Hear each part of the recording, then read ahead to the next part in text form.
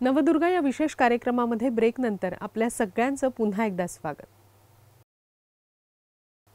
आपण आपल्या या कार्यक्रमाच्या माध्यमातून अशा काही आदिशक्तींशी, अशा काही स्त्रियांशी भेट करत असतो ज्यांनी आपल्या कार्यातून स्वतःची वेगळी अशी ओळख समाजात निर्माण केलेली आहे। तर आज आपण भेटणार आहोत अशाच एका स्त्रीला जिचं नाव आहे माधवी नरेश जोशी। सगळ्यात आधी माधवी ताईंचं आपल्या कार्यक्रमामध्ये स्वागत करूया। नमस्कार। नमस्कार। तर माधवी जोशी यांनी जिल्हा परिषद शाळेमध्ये स्वतःची वेगळी अशी एक ओळख निर्माण केलेली आहे। जिल्हा परिषद शाळेमध्ये त्यांनी वह्या पुस्तकांचं वाटप असो किंवा अगदी गरजू विद्यार्थ्यांसाठी सायकलींचं वाटप असो त्यांनी वारंवार केलेलं आहे आणि त्यांनी याच समाजकार्यातून स्वतःचा वेगळा असा ठसा या समाजात उमटवला आहे। त्याचप्रमाणे त्यांनी गावखेड्यातल्या शाळांमध्ये सोलार लाईटची व्यवस्था सुद्धा विद्यार्थ्यांना उपलब्ध करून दिलेली आहे। अशा या माधवी नरेश जोशी यांच्याशी गप्पा गोष्टींना आज आपण सुरुवात करूया। तर माधवी ताई, सगळ्यात आधी माझा असा प्रश्न आहे की आधी तुम्ही गृहिणी होत्या, मग राजकारणाकडे कशा वळाल्या, काय सांगाल? राजकारण असं काही नाहीये, पण थोडंसं महिलांचे प्रश्न, आता मी एक स्वतः महिला आहे त्यामुळे मला ते माहीत आहे की आपल्या समाजामध्ये महिला फक्त चूल आणि मूल एवढंच करून बसतात। त्यांच्या मनामध्ये खूप इच्छा असतात की आपण काहीतरी करावं, पुढे जावं, पण त्या दाबल्या जातात। काही त्यांची परिस्थिती असेल किंवा अजून काही कारणं असतील, तर तेच बघून मी थोडासा निर्णय घेतला की आपण थोडंसं राजकारणामध्ये यावं। तुम्ही तुमच्या कारकिर्दीमध्ये अनेक कामं केलेली आहेत, मात्र अशी एखादी घटना किंवा असं एखादं काम जे तुमच्या कायम स्मरणात राहिलेलं आहे? सगळ्यात महत्त्वाची घटना म्हणजे माझं सौ नरेश जोशी हे नाव माझ्यासाठी लागणं, हा प्लस पॉईंट माझ्यासाठी खूप महत्त्वाचा आहे। माझं स्वतःचं एक प्रतिष्ठान आहे, सौ माधवी नरेश जोशी युवा प्रतिष्ठान।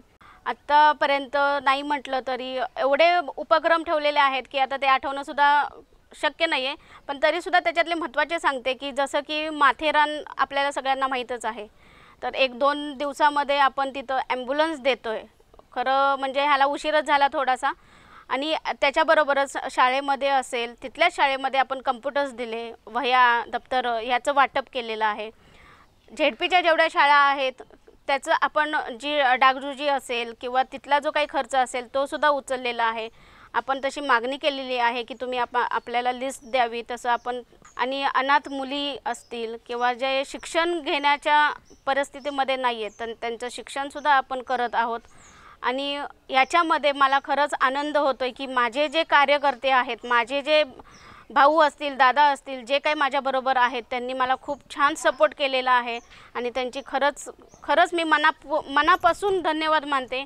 असे खूप कार्यक्रम केलेले आहेत, जसं की आपण क्रिकेटच्या स्पर्धा ठेवल्या, आणि सगळ्यात महत्त्वाचं म्हणजे आता 10वी-12वीचे रिझल्ट लागलेले होते तर त्याचं आपण गुणगौरव सोहळा ठेवलेला होता।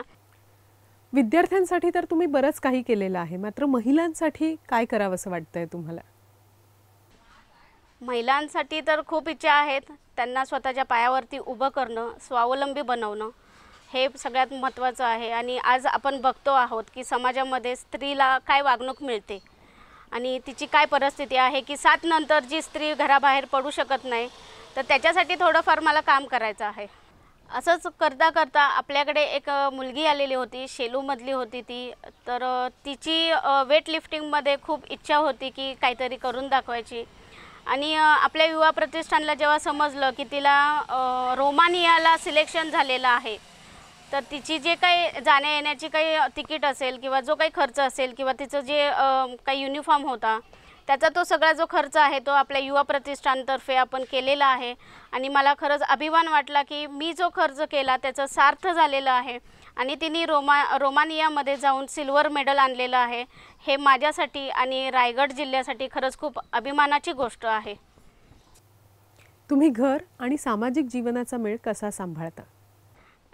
आता स्त्री म्हटलं की तुम्हाला माहीत आहे ती सगळं सांभाळू शकते, मग ही तर छोटी गोष्ट आहे।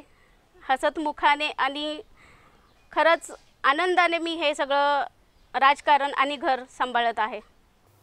घराची जबाबदारी आणि सामाजिक जबाबदारी सांभाळताना तुमची ओढाताण होते का? नाही नाही नाही, असं काहीच नाही आहे. खरंच खूप आनंद वाटतो आणि एक महिलांना बघितल्यानंतर मला खरंच खूप आनंद वाटतो आणि एक जोश येतो की ते आपल्या पाठीशी आहेत आणि ते आपल्याला सपोर्ट करत आहेत की तुम्ही ताई पुढे जावा, आम्ही तुमच्या पाठीशी आहोत. हेच आपल्याला पाहिजे आहे आत्ता. कोरोना काळ खरं तर खूप कठीण होता, मात्र कोरोना काळात तुम्ही तुमचं कार्य नेमकं कसं केलं? सगळ्यात पहिल्यांदा म्हणजे मी स्वतः एक नर्स आहे. त्याच्यामध्ये आता तुम्हाला कळालंच असेल की कोरोना काळामध्ये मी काय करू शकले असते, केलं असेल. मी स्वतः एक हॉस्पिटल घेतलेलं होतं चालवायला. ते आत्ता जस्ट मी आत्ता बंद केलेलं आहे. त्याच्यामध्ये मी नर्स म्हणून सगळी सेवा केलेली आहे जे पाहिजे आहे. म्हणजे इवन लोकांना खायलासुद्धा नव्हतं, तर तेव्हा आपण धान्य पुरवलेलं आहे किंवा डबे पुरवलेले आहेत. विद्यार्थ्यांसाठी तर तुम्ही पुष्कळ काही केलेलं आहे, मात्र आणखीन तुम्हाला काय करावं असं वाटतंय?